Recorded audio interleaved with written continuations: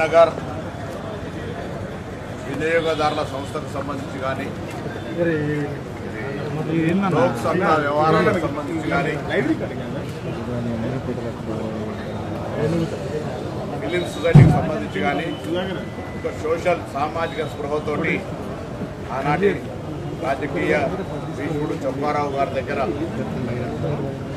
అనేక సందర్భాల్లో సహవాసం ఉన్నటువంటి శ్రీనివాస్ గారి విగ్రహావిష్కరణ సందర్భంగా వారికి నివాళులు అర్పిస్తూ ఈనాడు కూడా అవినీతికి వ్యతిరేకంగా నీతి నిజాయితీకి మారుపేరుగా సమాచార హక్కు చట్టం వినియోగించుకుంటూ అనేక సందర్భాల్లో ఇటు ఫిలిం సొసైటీకి సంబంధించి కానీ అటు కన్జ్యూమర్స్ కూడా న్యాయం జరిగే విధంగా పోరాటం చేసిన శ్రీనివాస్ గారికి నివాళులు అర్పిస్తూ ఉన్నాం. వారి ఆత్మకు శాంతి చేకూరాలని కూడా ప్రార్థిస్తున్నాం. ఎమ్మెల్సీ కవిత లెటర్ రాసింది కేసీఆర్ దాన్ని ఎట్లా చూస్తారు? అంటే గతంలో తెలంగాణ సగటు మనిషికి ఉన్నటువంటి అనుమానము కాంగ్రెస్ పార్టీ చేస్తున్న ఆరోపణలకు బలీయంగా నిజ నిర్ధారణ జరిగేటువంటి విధంగా ఈరోజు కవిత గారి లేఖ ఉంది. కవిత గారు అడిగిన ప్రశ్ననే కాంగ్రెస్ పార్టీ టీఆర్ఎస్లోని కొంతమంది గత 10 సంవత్సరాలు కేంద్రంలో బీజేపీ, రాష్ట్రంలో టీఆర్ఎస్ పార్టీ ఉన్నప్పుడు వారితో స్నేహపూర్వకంగా ఎందుకు ఉన్నారు? ఇది మంచిది కాదు కదా. ఇంత పెద్ద ఎత్తున కేంద్రం రాష్ట్రానికి అన్యాయం చేస్తుంటే కూడా లేదా దేశవ్యాప్తంగా భారతీయ జనతా పార్టీ చేస్తున్నటువంటి తప్పులను, అన్యాయాలను ఎందుకు ప్రశ్నిస్తలేదు కేసీఆర్ గారు అని కాంగ్రెస్ అడిగితే రాజకీయం అన్నారు. ఇలా కవిత గారే అడుగుతా ఉన్నారు. దాని మీద జవాబు చెప్పాల్సిన అవసరం ఉంది. అంతేగాక ప్రజాస్వామ్యానికి అవకాశం లేని party TRS party, BRS party. సొంత పార్టీ అధ్యక్షుని కూతురే ఒక సామాన్యుని కార్యకర్తలకు జరుగుతున్న అంశం మీద సామాన్య కార్యకర్తలకు కలవడం లేదు, ప్రజలకు అందుబాటులో ఉండడం లేదు, కార్యకర్తల కష్ట సుఖాల్లో పంచుకోవడం లేదు. అటువంటి పెద్ద సమావేశం పెట్టినప్పుడు 2001 నుంచి పార్టీలో ఉన్నటువంటి వాళ్లకు ఎక్కడ కూడా అవకాశం ఇస్తలేరు. అటువంటి వాళ్ళకు అవకాశం ఇవ్వాలి.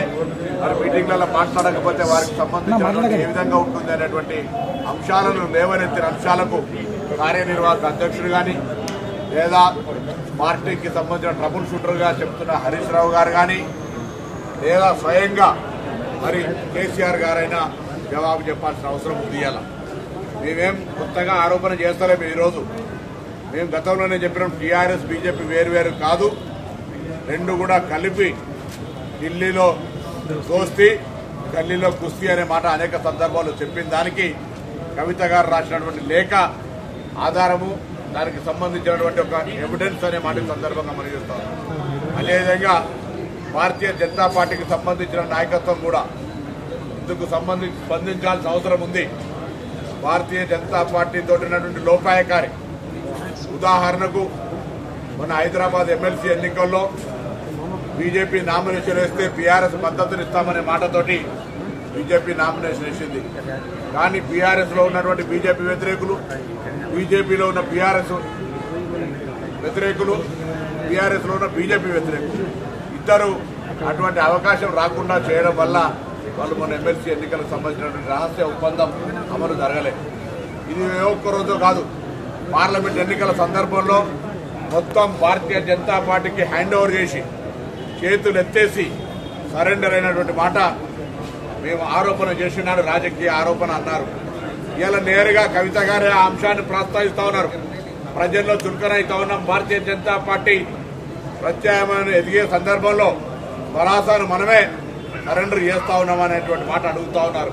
దీని మీద అటు భారతీయ జనతా పార్టీ నాయకత్వం వీళ్ళు కూడా స్పందించాలి.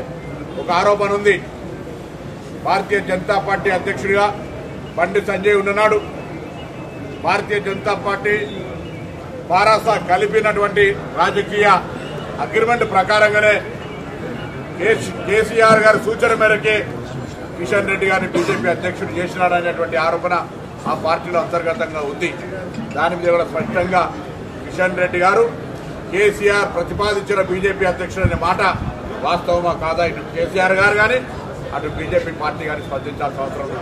ఇన్ని రకాలుగా తెలంగాణకు అన్యాయం జరుగుతుంటే, తెలంగాణ బడ్జెట్, దేశ బడ్జెట్లో తెలంగాణకు రూపాయి ఇవ్వకపోతే, ప్రాజెక్టులకు రూపాయి ఇవ్వకపోతే, సీలేరు లాంటి పథకాల ప్రాజెక్టులు ఎత్తకపోతే, తెలంగాణ విభజన హామీలు అమలు జరగకపోతే 10 ఏళ్ళు ఎందుకు మౌనంగా ఉన్నారు? రైతులకు వ్యతిరేక చట్టాలైన 3 చట్టాలను ఎందుకు మద్దతు ఇచ్చినారో ఇలా కవిత లేఖ ద్వారా తెలంగాణ ప్రజలకు చెప్పాల్సిన అవసరం ఉందని సందర్భంగా కోరుతా ఉన్నాం. అదేవిధంగా దాన్ని డైవర్షన్ చేయడానికి ఈరోజు కేటీఆర్ గారు పొద్దున ఏదో చిట్ చాట్ చేసినట్టున్నారు. చిట్ చాట్ చేసి కొత్తగా లేనిదేదో పెద్ద కొండని దావి వెనకని పట్టుకొచ్చినట్టు, అరే ఈరోజు దానికి సంబంధించిన పత్రికకు సంబంధించినటువంటి ఆరోపణ ఇది కొనసాగుతున్నది ఒక బీజేపీ వేధింపు కార్యక్రమం. రాహుల్ గాంధీ గారు, రాజీవ్ గాంధీ గారు, ఇందిరాగాంధీ గారు, సోనియా గాంధీ గారు ఒకవేళ డబ్బులే సంపాదించుకోవాలి, రాజకీయం చేయాలనుకుంటే ఈ దేశం అధికారం మొత్తం 100 మంది ముఖ్యమంత్రుల్ని, ప్రధానమంత్రిని సైతం త్యాగం చేసి రాజకీయాల్లో ఒక 50 ఏళ్లు నిరాటంకంగా వెళ్ళిన వాళ్ళు ఆర్థికంగా సంపాదించుకోవాలనుకుంటే ఒక పెద్ద లెక్క కాదు. అటువంటి కుటుంబాన్ని అవమానపాలు చేసే విధంగా, అవహేళన చేసే విధంగా భారతీయ జనతా పార్టీ ఈడీ ఎన్ఫోర్స్మెంట్లను తమ అనుబంధ సంఘాలుగా వాడుకొని వాళ్ళను కుటుంబాలను వేధిస్తూ ఉంది. ఇది రాజకీయాల్లో రాజకీయ వేధింపులలో ఇది మంచి పద్ధతి కాదు. దానిలో భాగంగానే ఇవాళ కేటీఆర్ గారు భారతీయ జనతా పార్టీ డైరెక్షన్ మేరకు ఇవాళ చిట్ చాట్ లోపల రేవంత్ రెడ్డి గారి పైన మాట్లాడుతూ ఉన్నాడు. నేషనల్ హెరాల్డ్కు సంబంధించిన విషయం మీద మాట్లాడుతూ ఉన్నారు. న్యాయం నిజం నిగ్గుదేలు పిటిషన్ ఇచ్చినారు. ఇది బాంబులతో పేల్చినారు కావచ్చు అని ఎంక్వైరీ కమిషన్ వేసిన రిపోర్ట్ నా దగ్గర కూడా ఉంది. నేను కూడా కాళేశ్వరం విజిట్కి అయినా అన్నాడు హుస్నాబాద్ అభ్యర్థిగా. ఎక్కడ కూడా అటువంటిది లేదు, అంత లోపలికి దిగి బాంబు పెట్టే అవకాశం లేదని ఆనాడు ఆ కమిటీ తీర్మానం వెరిఫికేషన్ పోలీస్ ఇంటరాక్షన్ లో చెప్పినారు.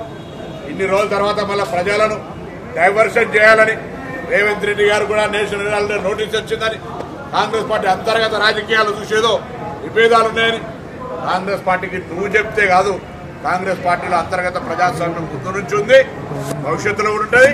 అదే మా బలము, మా ఐక్యత కూడా. మేము అంతర్గతంగా ప్రజాస్వామికంగా ఎన్ని మాట్లాడుకున్నా శత్రువు వచ్చినప్పటికీ ఏ విధంగా 2023లో మిమ్మల్ని మట్టి కనిపించడం చూసినారు.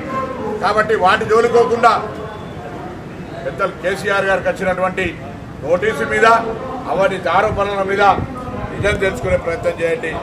కవిత గారు పేల్చిన బాంబుల మీద ముందు వాటికి సంబంధించిన డ్యామేజ్ ఏ విధంగా భారతీయ జనతా పార్టీ తోటి మీరు ప్రత్యక్షంగా మేము శత్రువులం, రాజకీయ పరంగా విభేదాలున్నాయని చెప్పగలిగే శక్తి ఉంటే దాన్ని క్లియర్ చేసే ప్రయత్నం చేయండి.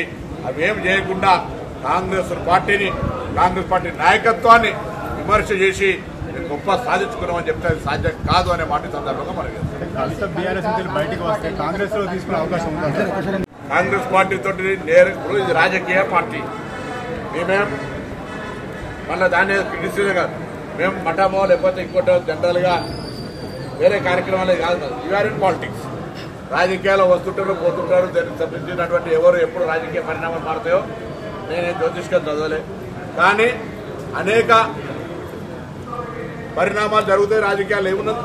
కాబట్టి ఇప్పుడు ఆ అంశంకు ప్రస్తావన లేకుండా కవిత గారు నేరుగా పార్టీ అధ్యక్షునిగా మొన్న జరిగినటువంటి సింహగర్జన సందర్భంగా 2001 నుంచి పార్టీలో ఉన్న వాళ్ళకి ఎందుకు అవకాశం ఇవ్వలే, అదేవిధంగా భారతీయ జనతా పార్టీ ఎందుకు టార్గెట్ చేయలే, కార్యకర్తలను కలవకుండా ఎందుకు దూరం ఉంటా ఉన్నారు, భారతీయ జనతా పార్టీ ఎందుకు లోపాయకారిగా ఒప్పందంలాగా మౌనంగా ఉంటున్నారనే అంశాలకు జవాబు చెప్పాలి ఇటు టీఆర్ఎస్ పార్టీ అటు బీజేపీ పార్టీ అని డిమాండ్ చేస్తాం. విదేశాల్లో ఉన్నత విద్యను చదువుకోవాలని అనుకుంటున్నారా? అయితే వెంటనే ఫ్లైగ్రాడ్ ఓవర్సీస్ ఎడ్యుకేషన్ కన్సల్టెన్సీని సంప్రదించండి. మీ విదేశీ కలలను సాకారం చేసుకోండి. ఫ్లైగ్రాడ్